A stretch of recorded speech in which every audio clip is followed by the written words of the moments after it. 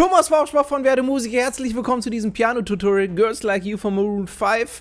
Dieses Piano-Tutorial ist sowohl für Anfänger als auch für Fortgeschrittene. Wenn du aber Anfänger bist oder neu auf meinem Channel, check mal den Link in der Videobeschreibung zu meinen kostenlosen Klavier-Anfänger-Lektionen. Die meisten meiner Abonnenten sind dabei. Ich freue mich, wenn auch du demnächst dabei bist. Deswegen check den Link in der Videobeschreibung am besten jetzt. Außerdem verlinke ich dir dort mein Cover zu diesem Song. Da könnt ihr dann auch nochmal genau sehen, wie die Version letztendlich vollendet klingen kann, wenn ihr möchtet. Ja, verlinke ich euch in der Videobeschreibung und unter dem i in der Ecke. Ich freue mich auf euch da und jetzt viel Spaß mit diesem Piano-Tutorial. Ich zeige dir erstmal, was du in dieser Piano-Tutorial-Serie lernen wirst. Und zwar, wenn du möchtest, kannst du diese einfache Version spielen.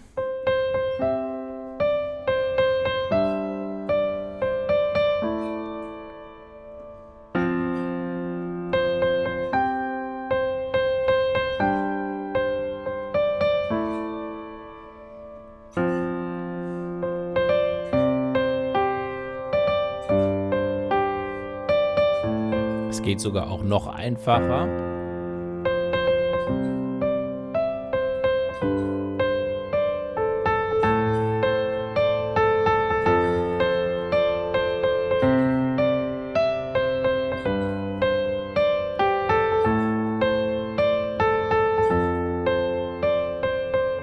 Ja, also erstmal so ungefähr angespielt. Entschuldigung, ich hatte mich gerade kurz vor dem Schluss einmal ganz kurz verspielt. Also das war, ich sag mal, eine mittelschwere Version. Rechts habe ich jetzt nur so die Hand relativ einfach gespielt. In der rechten Hand habe ich schon das gemacht, aber die einfachste Version sogar ist einfach nur den Grundton zu spielen.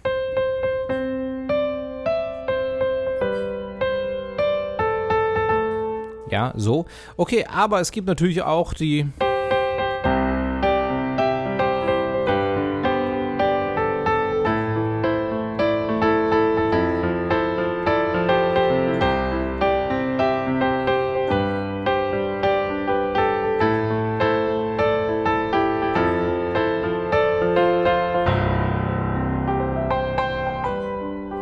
Ja, und dann kann man sogar noch ein bisschen mehr ausflippen. Also auf jeden Fall um all das geht es hier in dieser Piano-Tutorial-Serie. Die größte Herausforderung ist vor allen Dingen der Rhythmus. In der rechten Hand. Okay, aber wir starten erstmal mit einer ganz wichtigen Grundlage, mit den Akkorden. Wir haben 4 Akkorde. C-Dur, G-Dur, A-Moll und F-Dur. Und zwar das ganze Stück durch. Wieso ist das eine wichtige Grundlage, auch wenn du die einzelnen Töne spielst? Weil du Minimum in der linken Hand genau diese Grundtöne spielst. Und zwar C, 2, 3, 4, G, 2, 3, 4, A, 2, 3, 4 und F, 2, 3, 4. Dann das Ganze wiederholen. Das ist das, wenn du wirklich die allereinfachste Variante spielst, nur mit einem Finger. Wenn du es schon ein bisschen fortgeschritten haben möchtest, spielst du das in der Oktave. Ja, das heißt immer hier zweimal das C, zweimal das G, zweimal das A und zweimal das F. Und wenn du es noch aufregender spielen möchtest, spielst du nämlich in der linken Hand die Akkorde. Der C-Dur-Akkord besteht aus den Tönen C, E und G. Diese Töne C, E und G haben wir überall auf dem Klavier. Das hier ist alles C, E und G. Und ja, und die kannst du jetzt zum Beispiel, also so spielst du in der linken Hand nicht nur das C, sondern C, E, G, C zum Beispiel. Girls like you, da da ba down, down, bam, bam, bam, down, bam, bam, bam, bam, bam. Ja, das sind die Akkordtöne, die ich in der linken Hand gerade spiele. Also nochmal, C-Dur besteht aus C, E und G. Dann kommt G-Dur, das sind die Töne G, H und D. Dann A-Moll, das sind die Töne A, C und E. Und F-Dur sind die Töne F, A und C. Also, das musst du dir nicht sofort alles merken. Ja, wenn du fortgeschritten bist, dann wirst du es dir wahrscheinlich sowieso schnell merken können. Aber was du Minimum merken solltest, sind die Grundtöne C, G, A und F. Ja, vom Fingersatz kannst du es dir aussuchen, wie du das spielst. Du kannst das so spielen, aber vor allen Dingen für Anfänger ist dieser Ringfinger ein bisschen fies zu spielen, ohne dass der kleine Finger direkt mitkommt. Ne? Die kleben ganz gern zusammen, die beiden schwachen Finger am Anfang. Ist völlig normal. Kannst du dir abtrainieren. So, deswegen, ich spiele es lieber so, zum Beispiel Daumen, Zeigefinger, Daumen, Mittelfinger. Ja, und den Daumen, weil der Daumen ist sehr flexibel, ne? Okay. Also, das ist die Sache. In der rechten Hand kümmern wir uns erstmal kurz um das Intro, dass da, wo die Gitarre dieses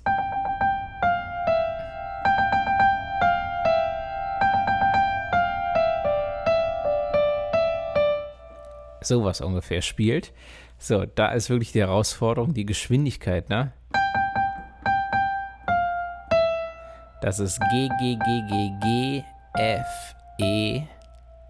Ja, das ist es eigentlich. Das wird 4-mal wiederholt und der 4. davon wird leicht anders gespielt. 1, 2, 3, 4, 5. Ja, 5-mal wird das G gespielt. Und übrigens, du kannst das anstelle nur mit einem Finger zu spielen, kannst du es auch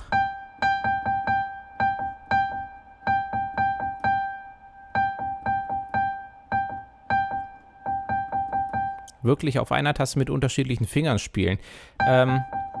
Ich merke gerade, dass ich das auch ewig lang nicht mehr gemacht habe und nochmal trainieren müsste. Aber übrigens, das ist ein Geheimnis. Wenn so ein Ton mal ganz, ganz, ganz schnell gespielt werden muss, dann werden wirklich mehrere Finger. Boah, das habe ich ja ewig nicht mehr gemacht. Ja, aber tatsächlich werden dann hier, wird das so gespielt quasi. Okay, meine Finger fangen langsam an, sich zu erinnern. Boah, aber genau. Boah, krass. Ja, okay, ich übe das nochmal in Ruhe, ja. Aber für dich vielleicht, du kannst das mal ausprobieren. Anstatt das alles so mit einem Finger zu machen. Ja, empfehle ich dir 4, 3, 2, 1, 4. Ja, Ringfinger, Mittelfinger, Zeigefinger, Daumen, Ringfinger. Und dann F und E.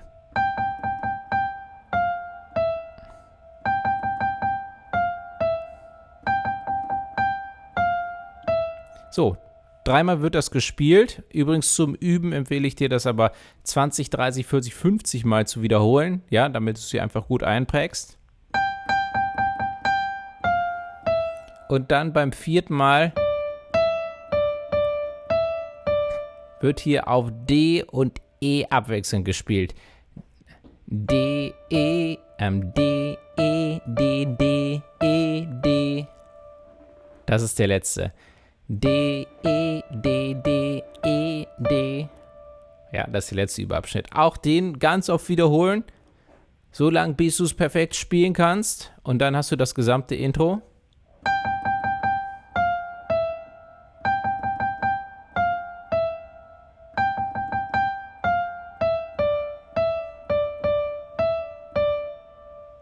In der rechten Hand.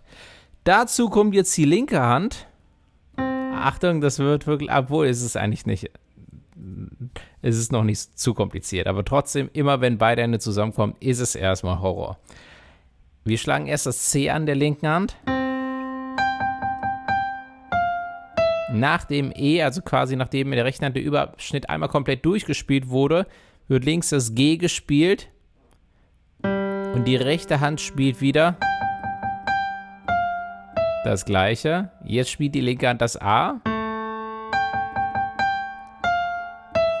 Und jetzt spielt die linke Hand das F gleichzeitig mit dem D in der rechten Hand. Das war's schon. Ja, und jetzt ist nur die Kunst, dass das, also ich empfehle dir das auch in kleinen Abschnitten immer zu machen, wirklich erstmal.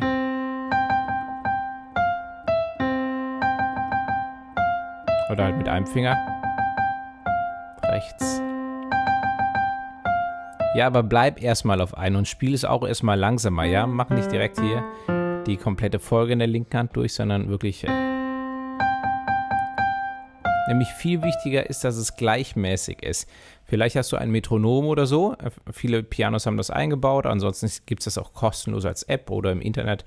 Kannst du einfach nach Metronom googeln und das gibt dir quasi gleichmäßig den Takt vor. Das macht so tak, tak, tak, Ja, und ich zähle mal 1, 2, 3, 4, 1.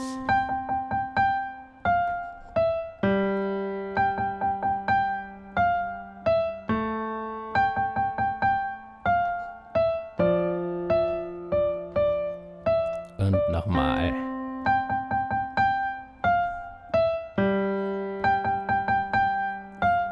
Ja, das ist alles schön gleichmäßig.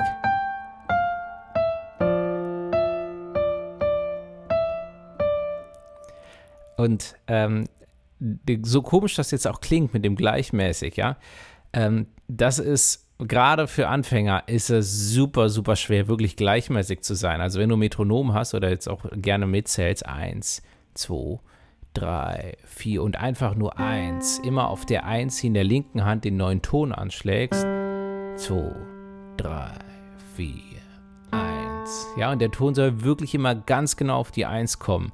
Und das ist mega schwer. Das sieht so einfach aus und du denkst, ja, die Töne spiele ich hier die richtigen. Aber, dass sie wirklich genau zum richtigen Zeitpunkt kommen, das ist super schwer. Aber das ist ein Geheimnis übrigens für wirklich wunderschön klingende Klaviermusik, ja. Dass es sauber gespielt wird, ja. Das heißt, wenn es wirklich sauber genau 1, 2, 3, 4, 1, 2, 3, 4, 1. Ja, das ist ein Erfolgsgeheimnis, dass es am Schluss auch wirklich sehr schön klingt. Ja, ist auf jeden Fall ein ganz wichtiger Bestandteil. Es geht nicht nur um die richtigen Töne, im Gegenteil, das Timing ist sogar fast wichtiger als die richtigen Töne. Okay, ja, das ist erstmal das Intro. Ich spiele es mal ein bisschen schneller vor.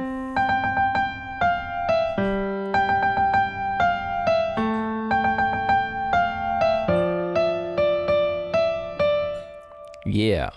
Und das ist der erste Teil und daran kommt dann die Strophe quasi.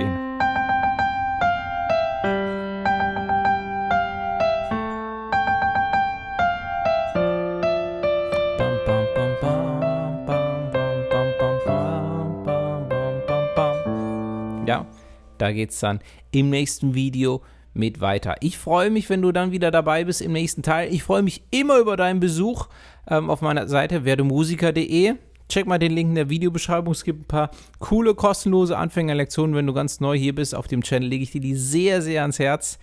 Ja, da werden wir noch ein paar wichtige Grundlagen durchgehen, für die es in so einem Tutorial nicht unbedingt immer Platz gibt, damit ich nicht immer jedes Mal für jedes Lied so die grundlegenden Sachen komplett neu erkläre. Okay, ja, also, ich freue mich über deinen Besuch, lohnt sich auf jeden Fall, verspreche du, ich freue mich auf dich, du kannst mir dann auch eine E-Mail schreiben, ich antworte auch gerne und ich freue mich sonst auf dich im nächsten Teil. Mach's gut, bis dann, ciao.